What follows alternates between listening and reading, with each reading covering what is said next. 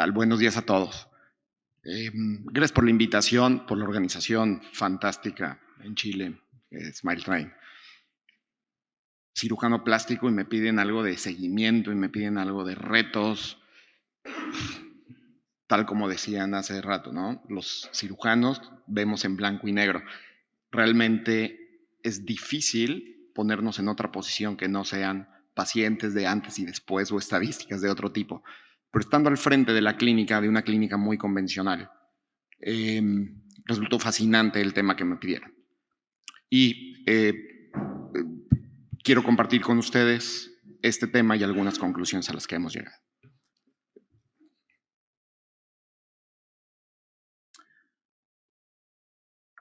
El objetivo y qué es de esta pequeña plática, cómo vamos nosotros en el acceso postnatal, cómo logramos en un lugar que no es un centro de referencia gigante, sino en el centro de México, en una ciudad muy pequeña, cómo aseguramos un seguimiento cuando muchos de nuestros pacientes son de bajos recursos. Si utilizamos o no tecnología como la telemedicina, propuestas para soluciones. Quiero iniciar con un poco de números y es la demografía de nuestro país. 126 millones de habitantes en México. Si tomamos en cuenta que la incidencia de recién nacidos con fisuras palatinas es de 1 en 750, entonces tenemos en la población de 0 a 4 años, según el Instituto Nacional de Estadística, Geografía e Informática en México, 13,000 pacientes en este grupo etario, más casi 57,000 pacientes en la población de 0 a 19 años, es decir, pacientes que pueden estar activos o que requerían tratamiento. Son 70,000 pacientes. Y los pacientes que en promedio nacen con fisuras en el país son 2,550, en un país que es de una orografía muy variada. Y para estos casi 70,000 pacientes y estos 2,550 pacientes que queremos que tengan un acceso inmediato, ¿cuántos centros tenemos?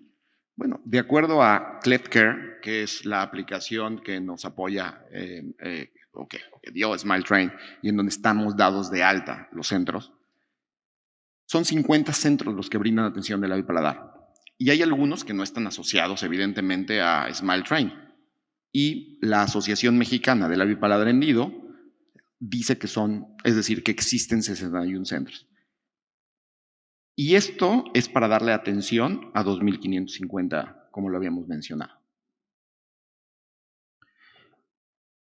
En Guanajuato, que es en donde se muestra el pin rojo en el mapa de México, ¿cuántos vemos? En promedio recibimos 54,4 pacientes primarios por año. Es decir, atendemos al 40% de la población de pacientes que nacen en nuestro estado, que es un estado de aproximadamente 6 millones de habitantes. ¿Quiénes somos? Es una fundación que se llama Proyecto Cara Feliz. La clínica es del doctor Ortiz Monasterio, una AC sin fines de lucros que ofrece servicios multidisciplinarios a pacientes de muy bajo nivel socioeconómico. Y fue fundada en 1983 por el doctor Manuel Velázquez, es decir, llevamos 40 años funcionando. Y se realizan más de 200 eventos quirúrgicos por año y se dan y se otorgan más de 5,000 cirugías de los diferentes servicios que existen. ¿Cómo es el acceso postnatal? Si estamos en un país en el que no existe una política de derivación obligada de pacientes hacia los centros, es decir, ¿qué sucede en México? Y estoy seguro que en muchos otros países, que si se le ocurre a un cirujano pediatra que en su vida ha operado a un niño de labio paladar, pero existe en su competencia, lo opera. A gran diferencia de los países escandinavos, que tuve la oportunidad de rotar en Suecia, en donde no puede operarse o no puede ser tratado un paciente más que en centros multidisciplinarios y que sean certificados. Entonces, llegan por redes sociales, boca a boca, en la región nos conocen los hospitales privados y es la forma en que nos llegan, pero no es la ideal. 2022 recibimos 65 pacientes, en 2023 en mayo 23 son canalizados en cuanto llegan pues, a los distintos servicios como en todos los lugares. O sea, no veo ninguna diferencia con otros grandes hospitales. ¿Y qué son? Pues neonatólogo, con la encargada de nutrición, con los nutriólogos, odontopediatras. Es decir, se ven también en clínica multidisciplinaria. Y les hacemos consultas mensuales a los pacientes, idealmente para no perderlos, hasta que son operados. Y el protocolo quirúrgico tampoco va a diferir de los protocolos que prácticamente todos los que estamos aquí presentes tenemos. Es decir, queremos operar a los pacientes antes del 1 año y medio de paladar y evidentemente a los 3 a 6 meses que estén operados, ¿no? Con tsunamis, ortopedia prequirúrgica de una queiloplastía. ¿Qué hacemos o cómo aseguramos el seguimiento dental? Pues con la coordinación de todos los especialistas en una consulta en un mismo día. ¿Por qué? Porque no vamos a ir muchas veces a un paciente en donde simplemente el traslado hacia la clínica podría representar su ingreso semanal y se quedan sin incluso alimentación esa familia. Tenemos la red de Smile Train y el apoyo para costear viáticos y esto es algo que beneficia muchísimo. El tratamiento dental, tratamos de que la toma de moldes, la entrega de aparatos sea el mismo día e intentamos, si nos salimos de protocolo, de estar siguiendo a los pacientes con NAM semanalmente. Es imposible. Generalmente los vemos cada mes. En terapia de lenguaje es muy interesante porque se hacen evaluaciones cada 3 meses, se sube a la plataforma de Smile Train, se da seguimiento a distancia, evidentemente, algunos trabajos en líneas y honestamente telemedicina muy poco. ¿Por qué? Aunque todo el mundo tiene acceso a un teléfono celular, no tiene acceso completo a datos como para estar, es decir, poder llevar a cabo la telemedicina. Y esa es nuestra realidad. El seguimiento dental y el seguimiento psicosocial, ¿cómo lo seguimos? Generalmente cuando están en verano los niños hacemos algunas actividades, la psicóloga se le ocurren cosas y además del seguimiento personalizado cuando lo piden. El seguimiento nutricional de la misma forma se hace. Cuando no están en riesgo, los pacientes pueden acudir perfectamente con el pediatra o el centro de salud más cercano. ¿Cuáles las consultas mínimas obligadas en el postoperatorio? 7 días del postoperatorio, primer, tercer y sexto mes. Pero llega el doctor Ortiz Monasterio, que fue mi maestro, y nos dice, ¿qué hicieron los cirujanos, no? Denle seguimiento a sus fechorías a largo plazo. Y nos damos cuenta perfectamente que hay niveles de atención y estos niveles de atención van muy de la mano con el seguimiento que van a tener los niños. Es decir, si es que en un nivel muy bajo, que está en rojo, es atendido, es decir, por un espontáneo que está fuera de un centro multidisciplinario y que operó a un muchacho, el paciente no va a saber ni siquiera en dónde obtener algo de seguimiento. Si es que, por la otra parte, en el último nivel 4, es atendido en un centro multidisciplinario en donde se programa, hay una programación rutinaria, quirúrgica, generalmente es un paciente también que va a continuar con un seguimiento adecuado.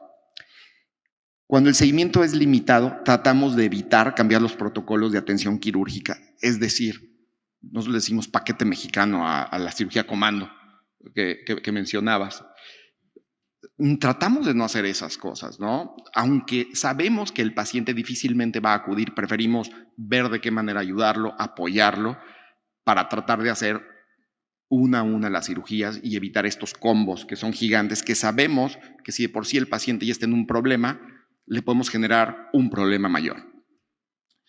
Los subsidios a todo tipo de servicios que pueden tener en la clínica y evitar las consultas aisladas para optimizar al máximo la visita de los pacientes a la clínica. Esta diapositiva parece que no tiene sentido. Sin embargo, tuve la oportunidad de ir hace poco a un lugar en el estado de Guerrero y visité un paciente que es de la costa, a su padre, que tuvo una muy mala experiencia porque el niño no sabían a dónde llevar a este muchacho a operar. Terminaron en una en un lugar no adecuado, dándole la atención. El paciente tuvo dehiscencia palatina y dehiscencia labial. Y además, estas personas que lo operaron los regañaban a los padres, le decían que no los quieren, se les abrió, los cuidan mal. Fue devastador. Platicando con él sobre estas cosas, me decía, mire doctor, no sabe lo que se siente. Usted lo ve del otro lado. Pero finalmente es como pedirnos que nos aventemos a nadar al mar con nuestros hijos cuando se tienen que atender. ¿Cómo no entiendo? Pues mire, si no hay una buena señalización, ¿por dónde va a salir? Va a salir a nadar en donde hay rocas y en donde hay erizos, probablemente nos vamos a ahogar. Y esa primer señalización es de dónde obtengo la información para en dónde darle la atención a mi hijo y que pueda tener acceso postnatal. Y luego seguimiento. Tiene mucha razón. Y entonces, junto con él, en un parque muy bonito ahí en Zihuatanejo, nos pusimos a buscar en Google cómo está en México el acceso a la información inmediata. ¿Y qué es lo que sucedió? Bueno, me dio mucho gusto que el hospital en donde me formé, que es el GEA González, apareció como primera opción. Pero lo que me dio mucha preocupación es que Smile Train, de donde todos formamos parte, por lo menos en México, ¿en dónde aparece? Aparece en el lugar 28. Es decir, si queremos que obtengan información de a dónde acudir nuestros pacientes como primera vez, no estamos haciendo las cosas adecuadas. Tenemos que mejorar la información. ¿Qué pasa con Cleft Care Companion? No está actualizada tampoco. Entonces, es algo en donde también debemos de trabajar. Segunda propuesta para adopciones, trabajadoras sociales. En Chiapas hay algo recientemente sucedió, un lugar muy, muy pobre, un niño asmático, no se podía operar y no se podía operar. Fue finalmente alguien a visitar del grupo Cienam. Este es en donde vivía, la única habitación, y la estufa estaba rota. El niño no era asmático. Bueno, lo solucionaron de una manera muy fácil. Una estufa y lo pudieron operar. Se acabó el asma del paciente. Esto no se hubiera diagnosticado si no hubiera ido a alguien a hacer una visita con estos grupos de riesgo. Otra parte de las soluciones para dar seguimiento en terapia del lenguaje, que para nosotros es muy importante, es un proyecto que ya se está haciendo en Oaxaca y que nosotros lo queremos replicar, y es justamente entrenar personal que esté a los alrededores para que ayude a las terapeutas del lenguaje y a los pacientes a que no se trasladen. Y cada 3 meses darle seguimiento nosotros en casa, en la clínica. La última propuesta, disminuir al máximo las jornadas masivas y evidentemente privilegiar el trabajo continuo. Muchísimas gracias.